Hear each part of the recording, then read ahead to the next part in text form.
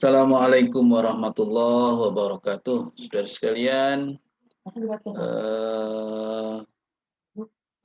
kuliah kita tentang pestisida dan teknik aplikasinya, insya Allah minggu ini sudah berakhir, yaitu kita pada tatap muka yang ke-14. Pada pertemuan ini kita akan membahas pestisida dan pengelolaan hama terpadu.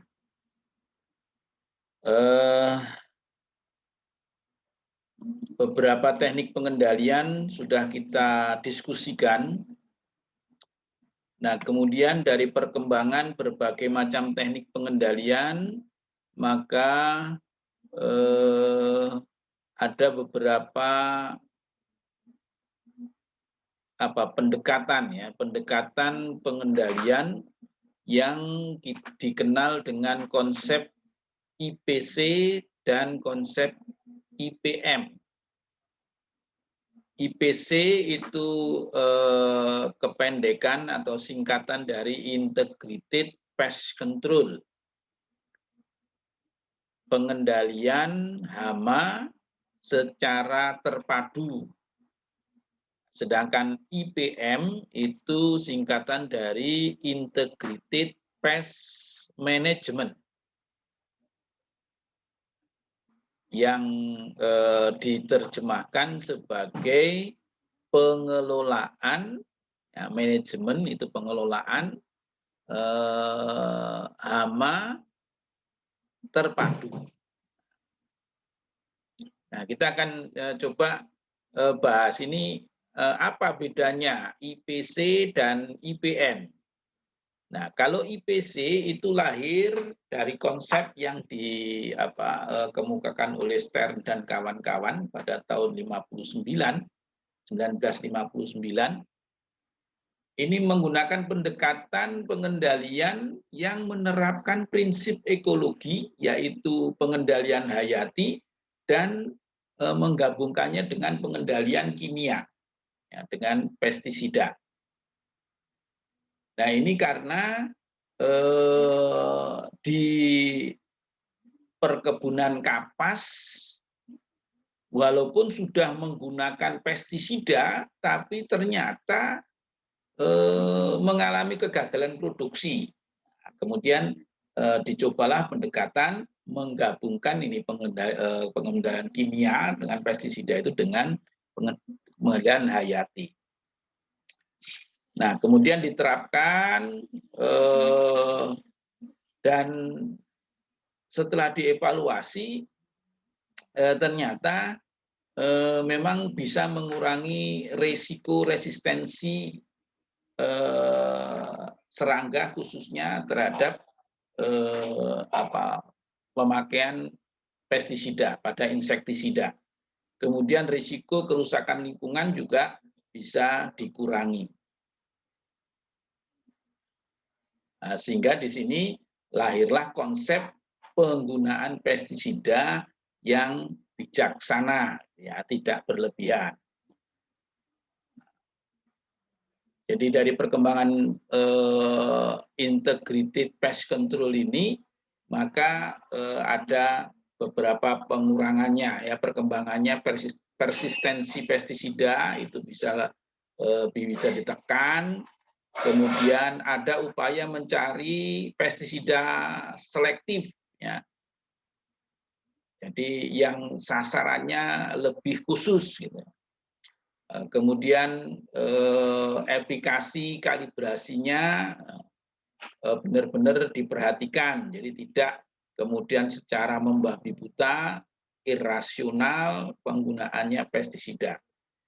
Nah, kemudian pada konsep IPC ini ada dikenal istilah nilai ambang ekonomi.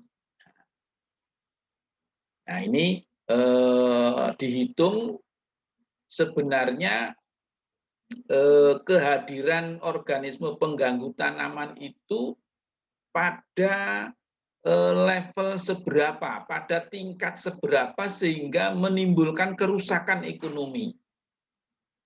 Nah, akhirnya jika OPT itu kehadirannya tidak menimbulkan kerugian ekonomi, maka belum perlu dilakukan penggunaan pestisida. Itu prinsipnya.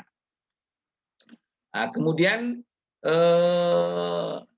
Geir dan Clark itu menyempurnakan konsep IPC itu dengan mengedepankan ide pengelolaan, manajemen. Jadi bukan mengendalikan, tapi mengelola. Nah, ini kemudian muncullah konsep yang disebut dengan IPM, Integrated Pest Management. Nah, ini ada perbedaan konsep IPC dan konsep IPM.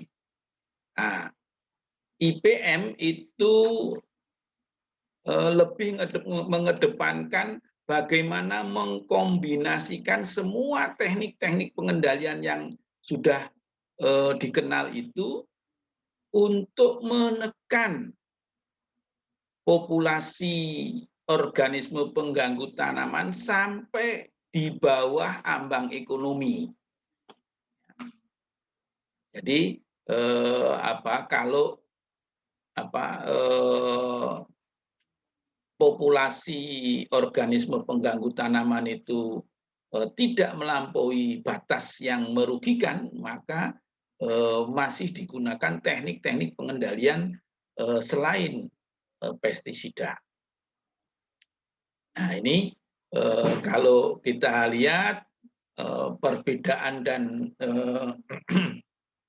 persamaannya, jadi kalau IPC itu penekanannya pada dua teknik pengendalian, yaitu chemical control dengan pestisida dan biological control. Nah, dikenalnya bahwa di alam itu ada musuh-musuh alami yang kemudian dipadukan. Nah, namun demikian pada IPC itu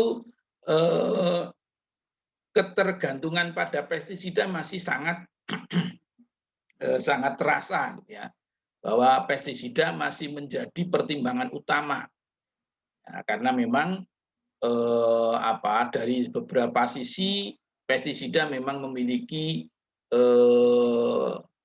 kelebihan-kelebihan dibandingkan teknik pengendalian yang lain. Nah, kemudian kalau IPM itu kombinasi berbagai macam teknik bisa dikombinasikan. Nah, di sini IPM pestisida itu menjadi pertimbangan yang terakhir. Ya, jika teknik-teknik pengendalian yang selain pestisida itu ternyata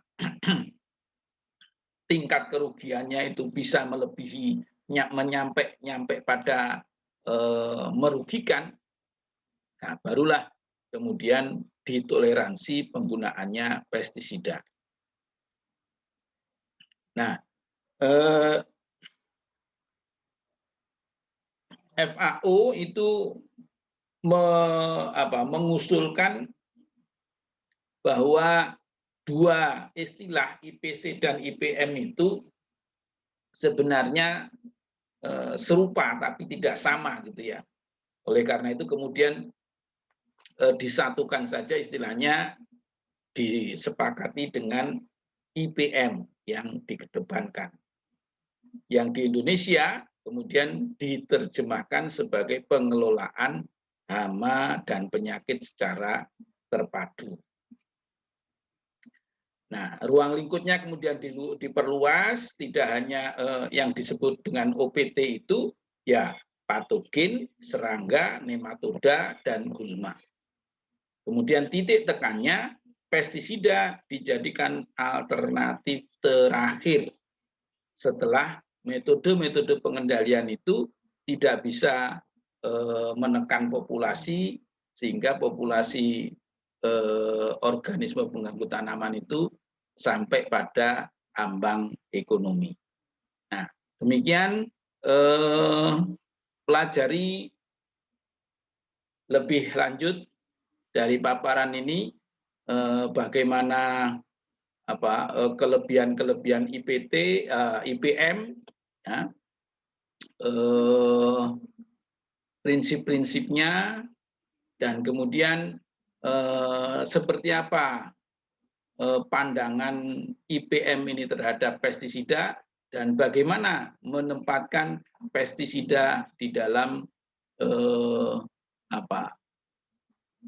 konteks pengendalian pengelolaan hama atau organisme pengganggu tanaman.